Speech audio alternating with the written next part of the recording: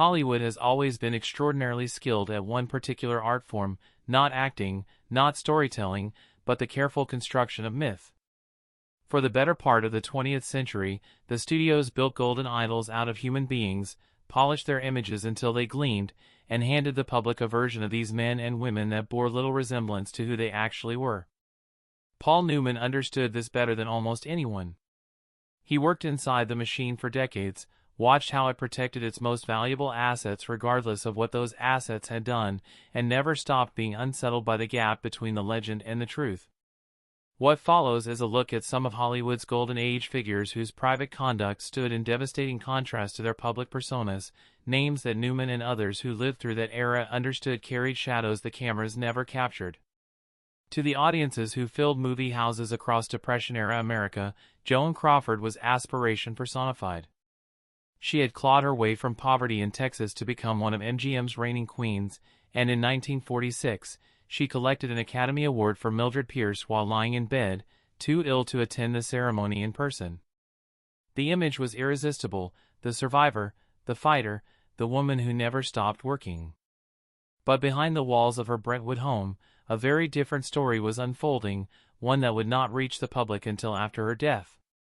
In her 1978 autobiography Mommy Dearest, Christina Crawford revealed that far from being a generous and caring maternal figure, Joan was an alcoholic who physically and emotionally abused her adopted children.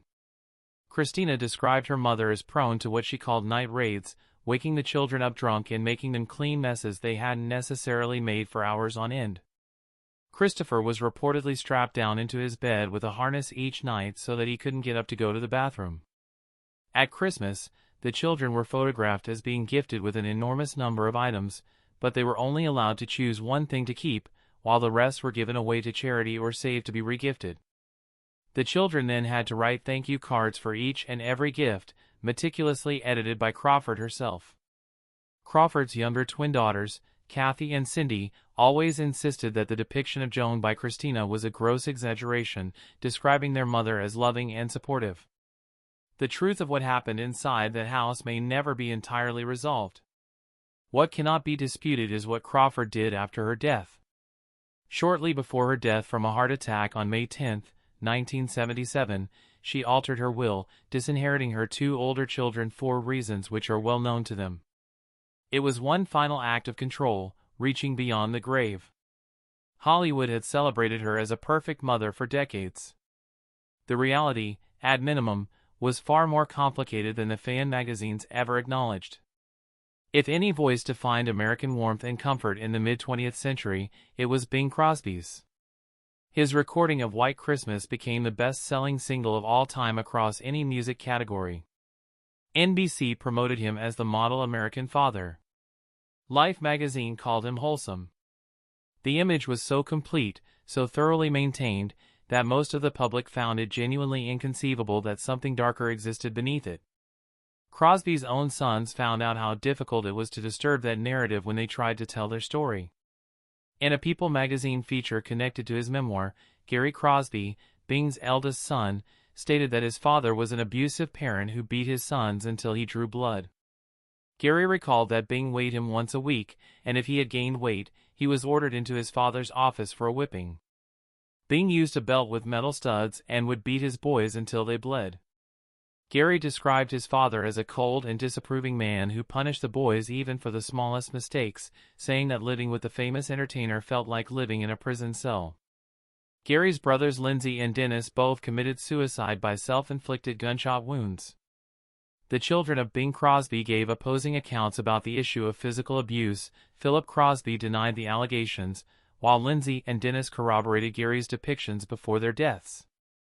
Lindsay Crosby shot himself less than 24 hours after watching White Christmas on television in the run-up to Christmas. The industry that had built Bing Crosby's image as the definitive American father figure had no public reckoning to offer his sons. The myth outlasted the damage it had helped conceal. When Errol Flynn exploded onto screens in the late 1930s, audiences fell completely under his spell. He was athletic, mischievous, magnetic, and the studio system recognized immediately that his charm was worth protecting at almost any cost.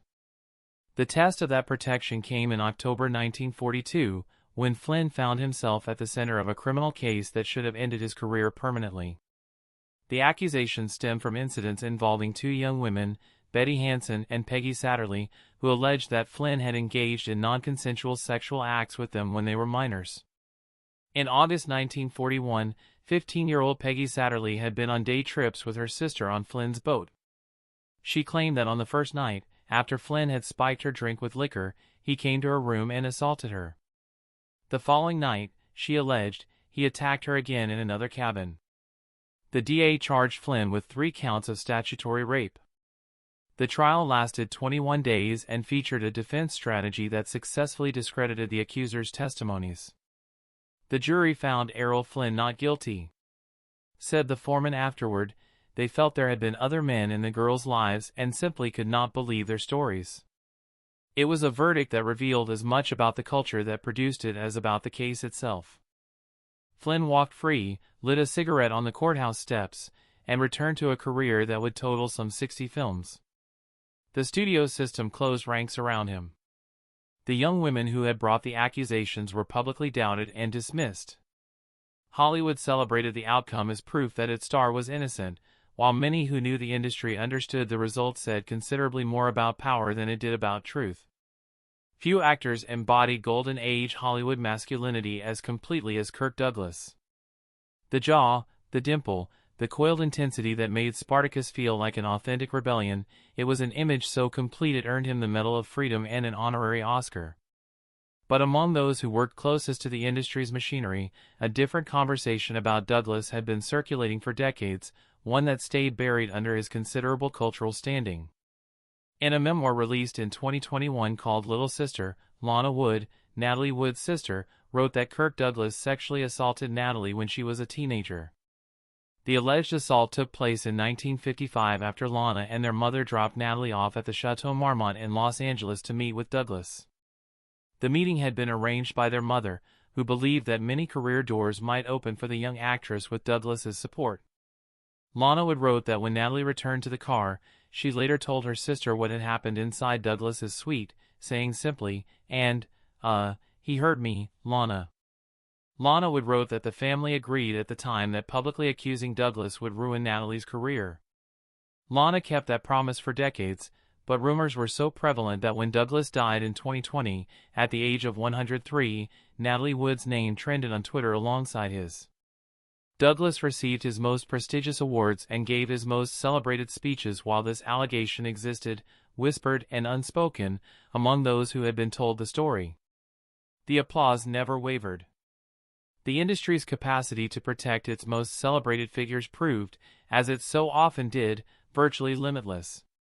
Bette Davis is one of the most ferociously talented performers the screen has ever produced, and almost no serious student of cinema would argue otherwise. But the line between artistic intensity and genuine cruelty is one that Davis crossed frequently enough that the people who worked with her most closely, the crew members, the supporting cast, the directors who had to hold her sets together, carried the memory of it for the rest of their lives. The most documented collision of her career came during the production of Whatever Happened to Baby Jane.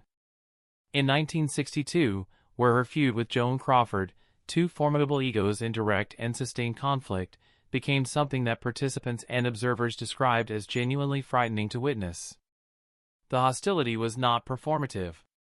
Davis physically shoved Crawford during production hard enough that Crawford required medical attention. Asked about it later, Davis was characteristically unbothered, remarking that if Crawford got hurt, that was her problem. Crawford, for her part, reportedly retaliated by hiding metal weights beneath her costume, causing Davis to strain her back during a scene that required physical effort. The two women turned a professional production into an extended act of mutual warfare, and the crew worked inside that atmosphere for the duration of the shoot. The pattern was not limited to Crawford. Former cast members from other productions described Davis erupting at performers for minor infractions, striking a co-star with a script during a scene, and reducing younger actresses to tears in front of the entire crew. What made the behavior particularly difficult to address was the same thing that protected so many powerful figures during Hollywood's golden years. The talent was real, the box office returns were substantial, and the industry had learned long ago that it was easier to manage difficult behavior than to confront it. Marlene Dietrich arrived in Hollywood carrying an aura of European sophistication that the American studios found both irresistible and faintly threatening. She was genuinely extraordinary, a performer of rare intelligence who understood exactly how to construct and deploy an image. But the qualities that made her magnetic on screen, the control, the calculation, the absolute refusal to be vulnerable, made her genuinely destructive to nearly everyone who came close to her in private life. Dietrich's daughter, Maria Riva, documented in her memoir a childhood spent watching her mother treat people as instruments to be used and discarded. Lovers were pursued with extraordinary intensity and abandoned with equal thoroughness when they no longer served a purpose. The writer Eric Maria Remarque, who loved her deeply, found his financial resources drained as their relationship progressed. Jean Gabin, the great French actor who considered Dietrich the defining relationship of his life, withdrew into prolonged depression after she left him. The screenwriter Mercedes da Costa, used for her professional connections and social access, died poor and largely forgotten. The French singer Edith Piaf, after a period of close involvement with Dietrich, spiraled into the alcohol dependency and pill use that would eventually destroy her health, with friends recalling her invisible emotional collapse during that period. What made Dietrich's behavior so difficult to name at the time was that it rarely crossed into anything that could be straightforwardly prosecuted or condemned. She operated instead in the realm of psychological power, seduction deployed as strategy, intimacy as leverage, devotion manufactured and then withdrawn. The damage she left was real, documented across the memoirs and biographies of those who experienced it. But it was the kind of damage that Hollywood, obsessed as it was with legal and financial scandal rather than emotional truth, had no framework for addressing. Wallace Beery. Wallace Beery was one of MGM's most bankable stars during the 1930s, an Oscar winner for The Champ who specialized in playing gruff but ultimately tender figures, the big man with the soft heart. Audiences loved the persona completely. What existed beneath it was something that Hollywood spent considerable energy making sure the public never examined too closely. The episode that haunted Beery's legacy most directly was the death of Ted Healy, the founder of the Three Stooges, in December 1937. Healy was found severely beaten in his hotel room. Multiple witnesses claimed to have seen a large man matching Beery's description involved in a violent confrontation with Healy outside the Trocadero nightclub that same evening. 3 days after Healy's death, MGM abruptly arranged for Beery to travel to Europe, a decision that struck many observers as conspicuously timed. Police ultimately ruled the death alcohol-related, and no charges were filed.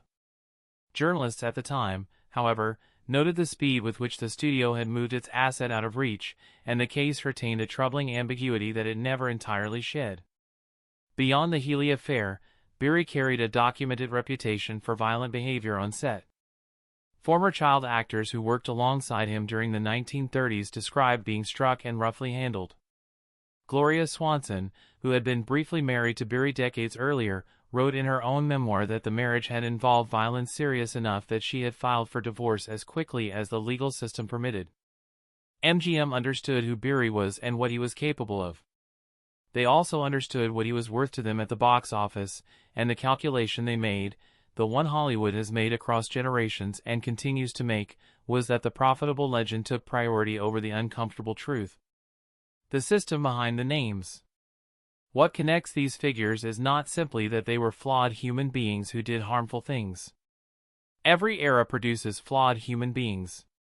What connects them is the apparatus that formed around their behavior and ensured it remained invisible for as long as it did, the studio fixers, the sympathetic journalists, the publicists who understood their jobs as the management of perception rather than the reporting of reality, the lawyers who made problems disappear before they reached courtrooms, and the culture of professional silence that made speaking up career-ending for anyone without sufficient standing to survive the retaliation. Paul Newman spent more than 50 years inside that world, observing it with the particular clarity of someone who was celebrated by the system but never entirely absorbed into it. He was known throughout his career for a kind of moral directness that his peers found both admirable and occasionally uncomfortable, a willingness to say plainly what he thought, on Nixon's enemies list by his own wry admission, devoted to philanthropy that asked nothing in return. He understood that Hollywood's genius was not simply for making films but for making audiences love people they had never actually met, constructing intimacy out of projected light and carefully managed information. The stories in this script are not uniformly settled history. Some rest on memoir accounts that have been disputed. Some involve allegations that were never adjudicated. The honest approach to these figures requires holding that complexity, acknowledging what is documented and what remains contested, rather than flattening the record into simple condemnation. What is not contested is that the machinery existed, that it functioned with remarkable efficiency for decades, and that the people who suffered most directly from what it concealed were almost always those with the least power to challenge it: the children of famous parents, the young women without industry standing, the crew members who needed the next job too badly to speak. The Golden Age was real. The films it produced are real achievements. And the darkness that ran alongside that achievement, protected by money and fame and the public's deep investment in the myths that had been sold, was also real. Understanding Hollywood honestly means holding all of it at once: the genuine art and the genuine harm, the legends the industry wanted you to see and the truths it spent decades ensuring you wouldn't.